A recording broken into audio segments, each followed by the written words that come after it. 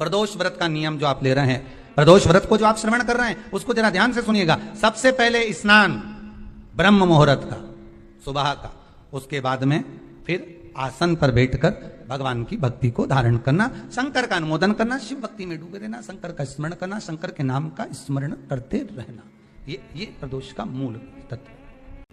प्रदोष व्रत करने वाले को भोजन नहीं करना चाहिए, फलाहार करो, उसमें भी नमक का सेवन मत करो। प्रदोष व्रत में नमक का सेवन वर्जित होता है। कारण, उसका एक कारण माना गया नमक की वर्जितता। जिस समय पर एक नगर में एक ब्राह्मणी रहती थी, बहुत भाव से सुनिएगा, प्रदोष व्रत नमक को त्यागने का भाव। प्रदोष व्रत की किताब में भी मिल जाएगा आपको, आप पढ़ेंगे तो सुना होगा आपने। एक ब्राह्मणी रहती थी एक नगर में, उसका पति नहीं था, छोटा सा बालक एक साथ में रहता, छोटा सा बालक।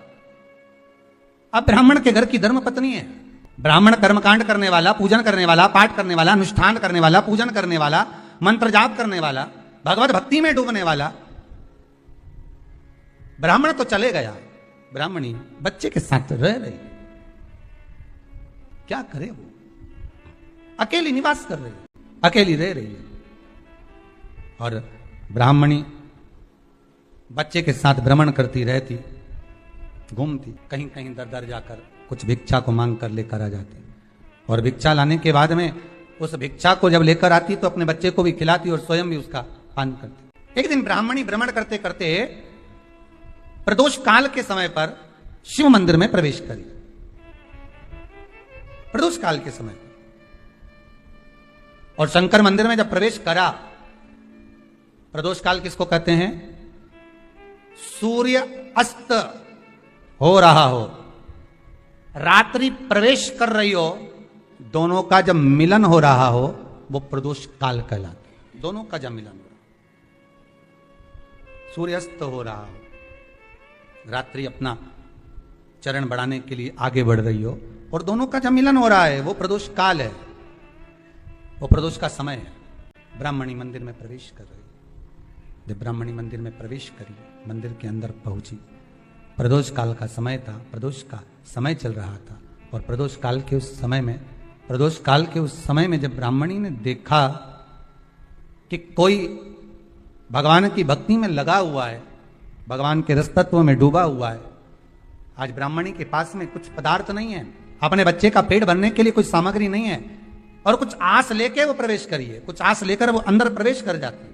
कोई ऋषि की पत्नी, कोई ब्राह्मण जन की अर्धांगिनी उस प्रदोष के समय पर शंकर का अभिषेक पूजन कर रही थी, भगवान शिव की आराधना कर रही थी, भगवान की भक्ति में डूबी हुई थी। भोला सब दुख का, कई लोग सर्च कर रहे हैं।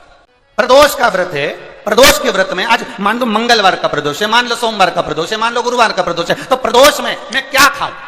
आज के व्रत में क्या खाया जाए? लोग नेट पर सर्च करते हैं, लोग गूगल पर सर्च करते हैं, किताबों में ढूंढते हैं, पोथी पुराणों में ढूंढते हैं, क्या खाया जाए, हम क्या खाएं जिससे भगवान हमारे व्रत को स्वीकार करे, और हमारे व्रत को स्वीकार करे और हमें दर्शन दे। हम क्या खाएं? हमारा तो केवल इतना सा निवेदन है, किसी भोले व्यक्ति का, किसी गरीब व्यक्ति का धन मत खाओ, प्लाट मत खाओ, उसका पैसा मत खाओ। अगर तुमने उसका प्लाट नहीं खाया, उसका पैसा नहीं खाया, उस गरीब व्यक्ति का, उस भोले व्यक्ति को तुमने धोखा देकर कुछ अगर खा लिया, तो समझ लो कि भगवान तुम्हें माफ नहीं करेगा। तुम कुछ खाओ चाहे मत खाओ, पर किसी सीधे, किसी भोले और किसी गरीब व्यक्ति का हक मत खाओ, तुम्हें व्रत का फल मिल जाएगा,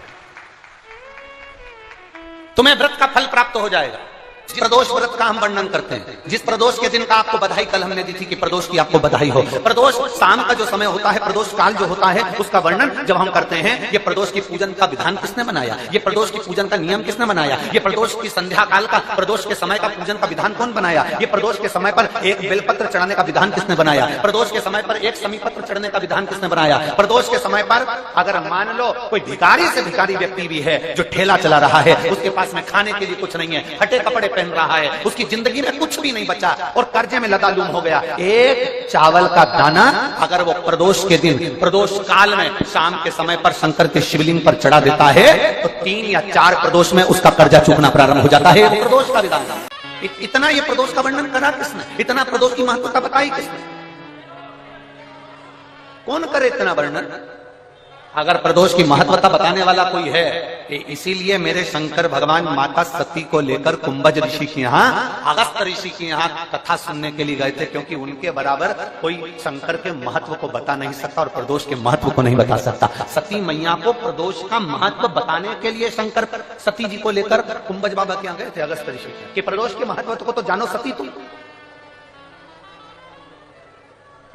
तुम प्रदोष के महत्व को तो सती जानो, तुम प्रदोष के महत्व को तो सती पहचानो कि प्रदोष का महत्व क्या होता है, प्रदोष काल का महत्व क्या होता है, प्रदोष के समय का महत्व क्या होता है।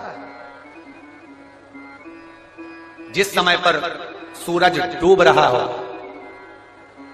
चंद्र प्रकाशित हो रहा हो, दोनों का मेल हो रहा हो, ना तो पूरा सूरज डूबा है, ना पूरा चंद्र आया है, ना पूरा अंधेरा है, ना पूरा उजाला है, उस समय को प्रदोष काल कहा गया। उस समय को प्रदोष का समय कहा,